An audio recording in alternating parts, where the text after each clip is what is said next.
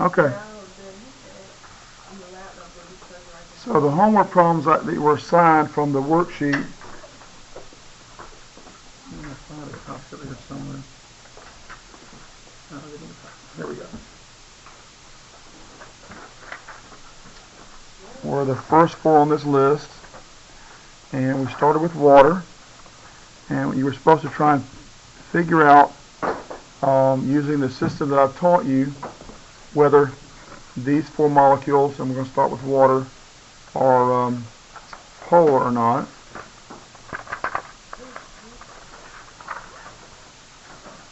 So the first thing you want to do is to find the electron pair. Well, really, you can actually start with the Lewis dot formula. You would use an electron pair shape or electron dot notation and then sharing arrangement to get to the Lewis dot formula. The Lewis dot formula for water would be this. Then you're going to look at the sets of electrons around this atom of interest. In this case, that's the central atom. And we have four sets of electrons around that central atom. And so anytime you have four sets of electrons around an atom of interest, you're going to form a tetrahedral.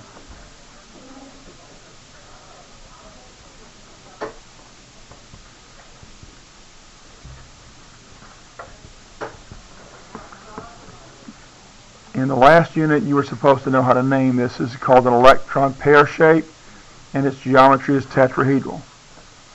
From the electron pair shape, you want to find you want to replace the sets of electrons around that atom of interest with atoms if those electrons are shared. It doesn't really matter on a tetrahedral where you put it. You can put it on any one of the four sides. So we're going to replace this set with the symbol for the atom that those electrons are shared with. Replace this set with the atom these electrons are shared with. And then we've got two sets of electrons then that are not shared. Okay? And this is a tetrahedral as well. We didn't change the geometry, but we did change this from this a little bit. So this is the electron pair shape. This becomes the modified electron pair shape. From the modified electron pair shape, then we're going to redraw exactly the same thing, all the same angles, but we're going to remove the lone pairs. That's the system I taught you. And so this then is the molecular shape, and the name of this molecular shape is bent. Okay? To find out whether this molecule is going to be polar or not, we need to know two things. We need to know, well, really it's one big thing, and under that big thing you have two categories. You need to know if the polarity of the bonds is asymmetrical. If the polarity of the bonds is asymmetrical, the molecule is going to be polar. To know whether the polarity of bonds is asymmetrical, we need to find out about the electronegativity for each individual bond, and then know whether the molecule is symmetrical or asymmetrical. So what we want to do is subtract the element in these bonds that has the greatest electronegativity, or subtract the one with the least from the greatest. The element with the greatest electronegativity is oxygen. I'm going to put it first, and that's 3.44. You get that from the periodic table with electronegativities. Okay, just look it up. So oxygen's electronegativity is 3.44. And we're going to subtract from that the electronegativity from the element it's bonded with, the hydrogen, and that's an electronegativity of 2.1, and you're going to subtract.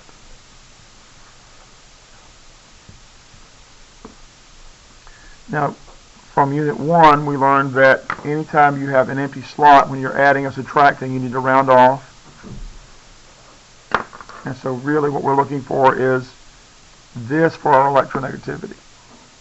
So the electronegativity difference in a oxygen to hydrogen bond is 1.3, and that's in the polar range. So we know the bonds are polar. Okay? Since all the bonds are the same,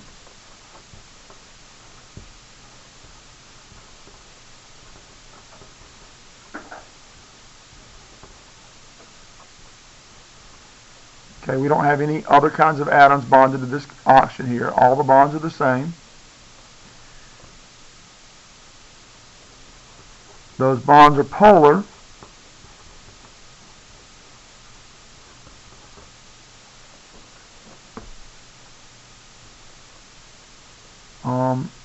And the molecule is asymmetrical.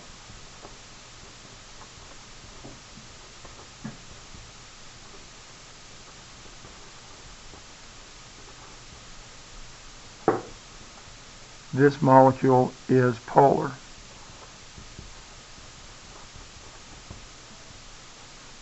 Okay? The way that I want you to show that is using dipole moment arrows. Since the oxygen has a greater electronegativity, it's pulling on the electrons it shares with hydrogen more strongly than the hydrogen is pulling on those electrons. So the electrons are actually spending more time around the oxygen, making this end of the molecule more electronegative. Okay, so this is a more negative end of the molecule than where the hydrogen is located. Okay, and since the electronegativity is sort of flowing toward the oxygen in both directions, then the overall polarity of the molecule looks like this. So the molecule has a dipole moment. This is what this is called, a dipole moment. Okay, where the oxygen is more electronegative, and that's kind of the symbol for partially negative. Sort of like an S that you've closed up the end on, or an 8 that you didn't quite finish. Partially negative on this end and partially positive on this end. Okay, so this is a molecular dipole. Anytime you have a polar molecule, it is a molecular dipole.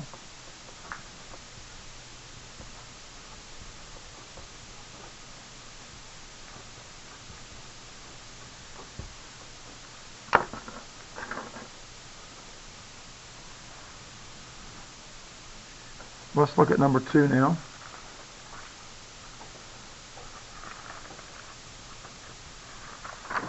Number 2 was ammonia.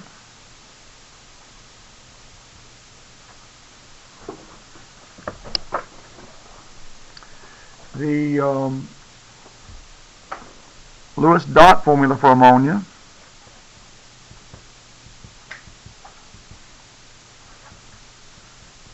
looks like this. Now, we learned electron dot notation in Unit 2, and then we learned to do sharing arrangement with that and the Lewis dot formula in Unit 3. If you can get to this without having to draw those out, that's fine. Make sure you know how to do it, though. Don't take shortcuts if you don't know how to do it. If you need to do the sharing arrangement first, then do that first, and then get the Lewis dot formula to make sure you have it right. But again, we have 4 sets of electrons around a central atom. Anytime you have 4 sets of electrons around a central atom, you're going to have a tetrahedral.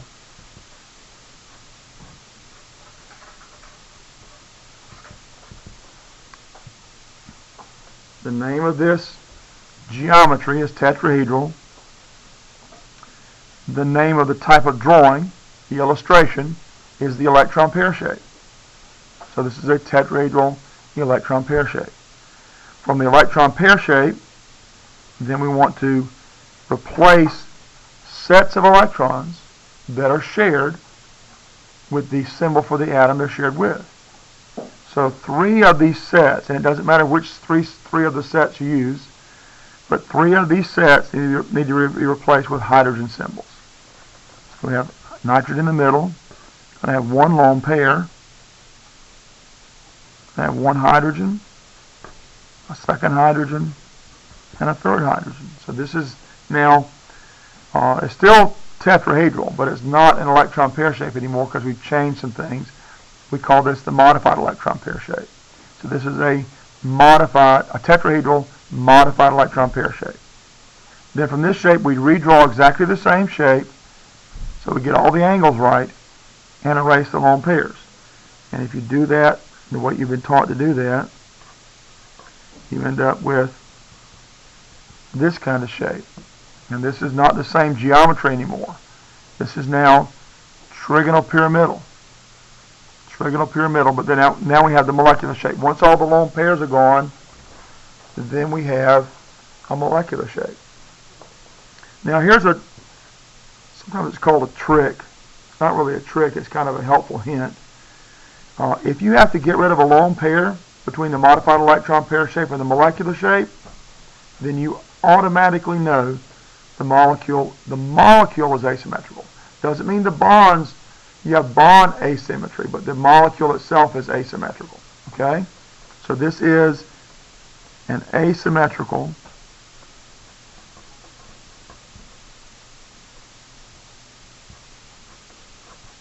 molecule. Okay? Now we don't yet know it's a polar molecule because for it to be polar, the polarity of bonds has to be asymmetrical. We don't know about the polarity of the bonds yet. And what we have to do to find that is to determine the electronegativities difference.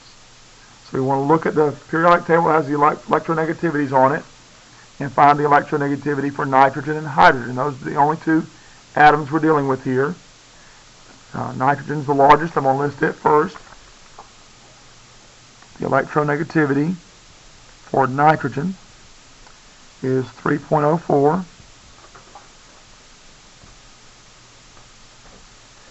The electronegativity for hydrogen, 2.1.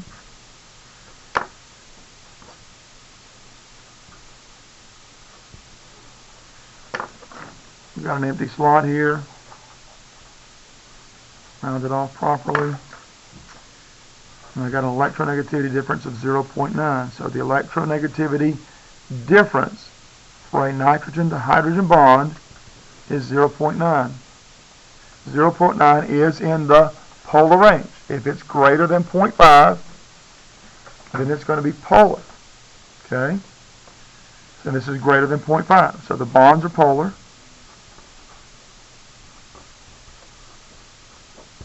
Okay? The molecule is asymmetrical.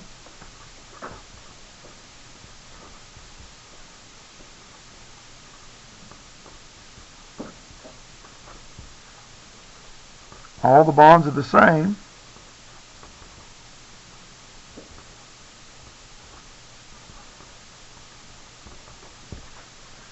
So, the molecule is polar.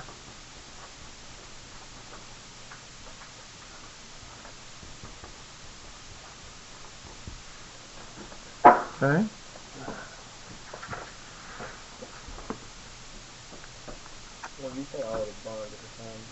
Well, that means that all we have is nitrogen and hydrogen bonds. We're not bonded to anything else. Okay? If I was bonded to something else, then I'd have more work to do, and I'll show you that after we go through the homework problems. Okay? So in this case, that would be justification for a claim that our molecule is polar. So if the molecule is polar,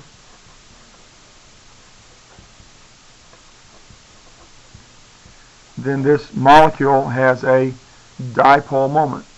Okay? Has a molecular dipole. Okay? This molecule has a molecular dipole. Let's look at where the bonds or where the electronegativity is heading here. I'm going to redraw this drawing for the molecule. And let's see. Nitrogen has the greatest electronegativity. So,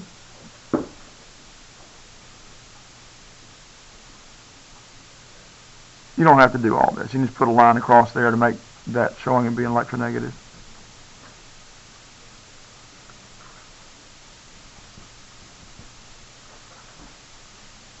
Okay?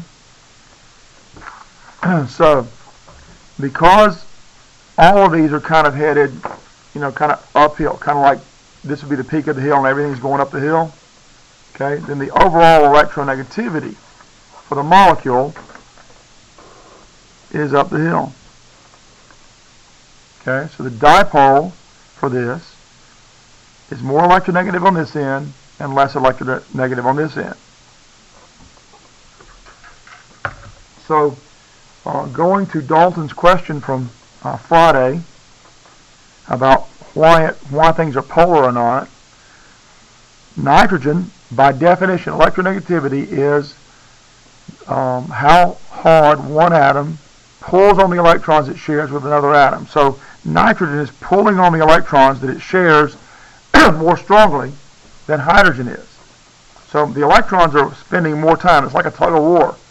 The nitrogen is winning. The electrons are more up here than they are out here on the ends. And therefore,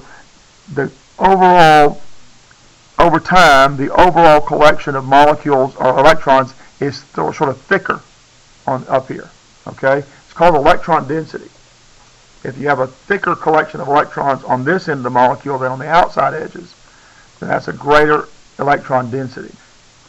So the electron density around nitrogen is greater, making this end of the molecule what's called partially negative, and that's the symbol for partially negative. This end of the molecule is partially negative. This end of the molecule is partially positive. Okay, everybody with me on that? Understand what the symbols all mean?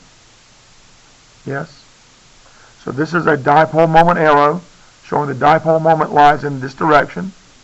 These are symbols that mean where the electronegativity, the overall negativity of the molecule tends to lie. Greater electronegativity on this end, greater negativity on this end. Does that make sense? Y'all want to stand up and stretch a minute?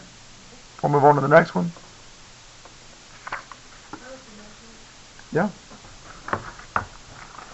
All right. So the next one we had to do was silicon tetrachloride.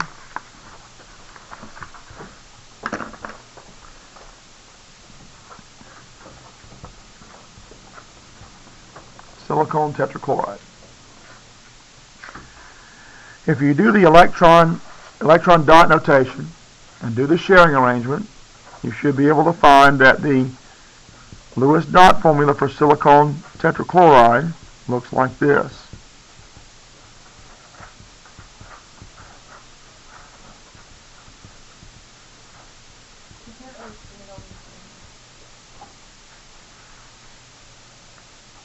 So you can see that you have 1, 2, 3, 4 sets of electrons around this central atom. So this atom becomes our atom of interest. Since I have 4 sets of electrons around a central atom, the electron pair shape is going to be tetrahedral. Anytime you have 4 sets of electrons around a central atom, you're going to have a tetrahedral arrangement, at least for the electron pair shape. So there's our tetrahedral electron pair shape. From that, we're going to replace sets of electrons with the symbol for atoms they are shared with. And all 4 of these are shared.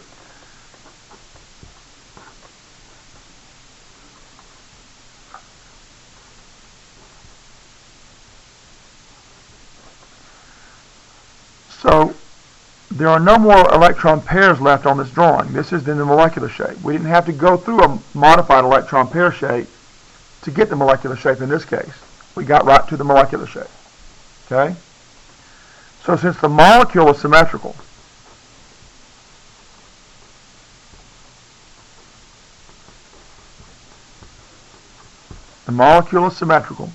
evenly spaced, 109.5 degrees between every angle. Okay? Huh? What'd I say?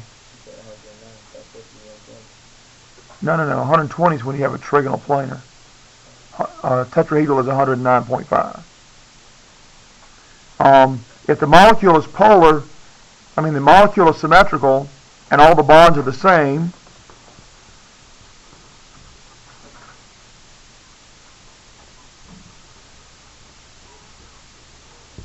we really don't even have to know whether the bonds are polar or not, because regardless of whether the bonds are polar, the molecule is going to be nonpolar. If everything's even and the same bonds all the way around, it doesn't matter whether the bonds are polar or not. The molecule itself is going to be nonpolar. Okay? But let's go ahead and see, because I wanted you to do that for practice. So the electronegativity, let's see, for silicon, chlorine is higher than silicon, so we're going to put chlorine at the top. 3.16. The electronegativity for silicon is 1.9. Then we're going to subtract.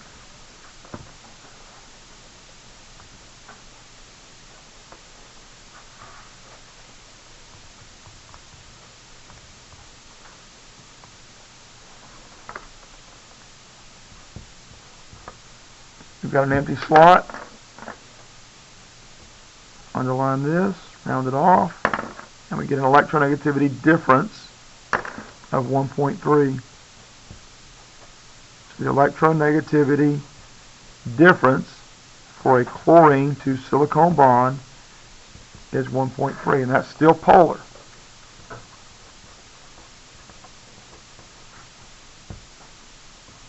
Okay? So if we redraw our molecule then, to show the direction that the dipole moment in the bonds is headed in, or show the direction of the dipole moment in the bonds, since chlorine has the greater electronegativity, the arrows go in this direction.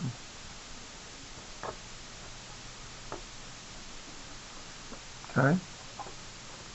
But because the dipole moments are all pulling outwards, they're all pulling evenly spaced, outward direction, all the same amount of electronegativity in every direction, the molecule is nonpolar.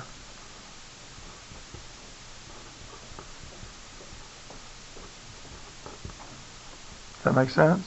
So what does that have to do with things to be polar like that? You have to have an uneven arrangement of polarities. In this case, the polarity is the same everywhere, so it doesn't really matter. It's like a tug of war. It's being pulled in four directions. The four directions are equally spaced, same amount of pull in every direction. Basically, this isn't moving. Remember our example with Micah? We said we have 3 or 4 people around Micah pulling on his jersey and all pulling away. He doesn't go anywhere. That was our example. Okay, and it's the same here. The electrons are pulled toward chlorine all the way around. So even though there's more electrons around the outside on average than in the middle, the fact they're all the way around doesn't create any polarity, because you have to have an uneven density in electrons to create polarity for the molecule. And they're evenly spaced around the outside, so there's no unevenness in the density of electrons around that outside. Okay? All right, the number 4, PCl3.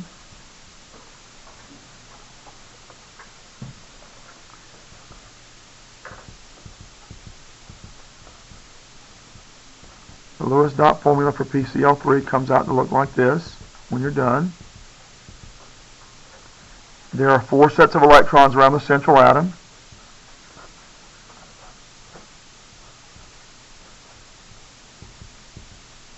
So we have a tetrahedral electron pair shape. We're going to replace 3 of the sets of electrons, and it doesn't matter which 3, but 3 of the sets of electrons are going to be replaced with the symbol for chlorine, because 3 sets are shared with chlorines.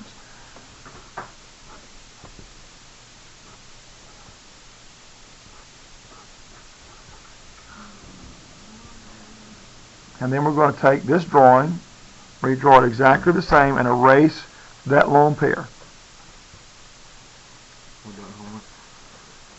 I was just checking it off. I want to see if you got your homework all I'm doing today. You can look at the online video to catch up on what I covered on it, okay? Get the explanation. So if you'll... Yeah, I need to see your homework.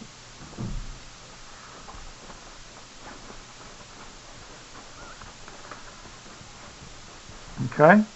So now this is the molecular shape. We've gotten rid of all the lone pairs. This is now the molecular shape. And this is called a trigonal pyramidal. Okay? And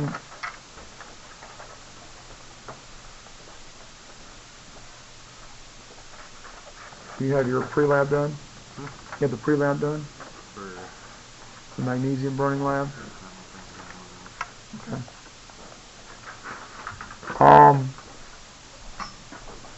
Where was it? Okay, since we've gotten rid of all the lone pairs, this is now the molecular shape. It's called a trigonal pyramidal molecular shape. This is not symmetrical. It's asymmetrical.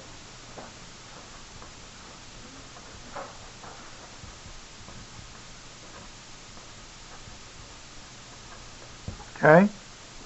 An asymmetrical molecule is one of the conditions you need. Well, actually what you need is asymmetry in the polarity. We need to know if the bonds are polar, know if that exists. We know we have an asymmetrical molecule. I haven't yet calculated whether or not we've got polar bonds or not. So let's do that. Electronegativity for nitrogen, 3.04.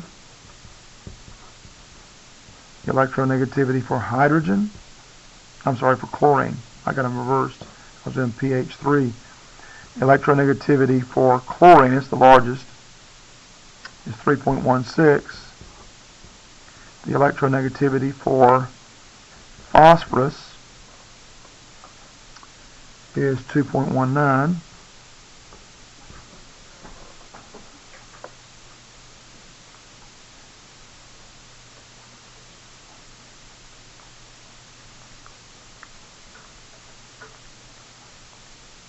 .97.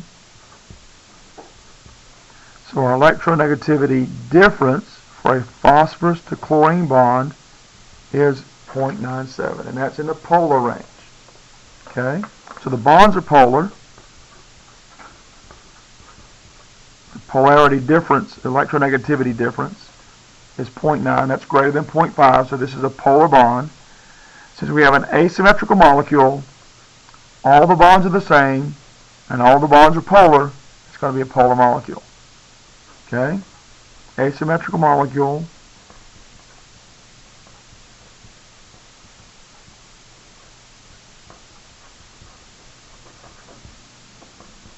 All the bonds are the same.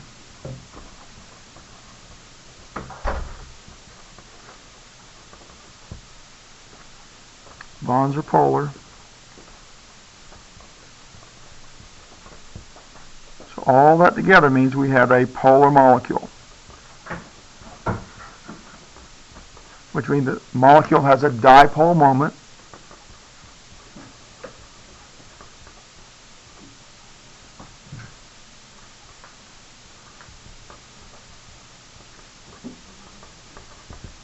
And it's a molecular dipole.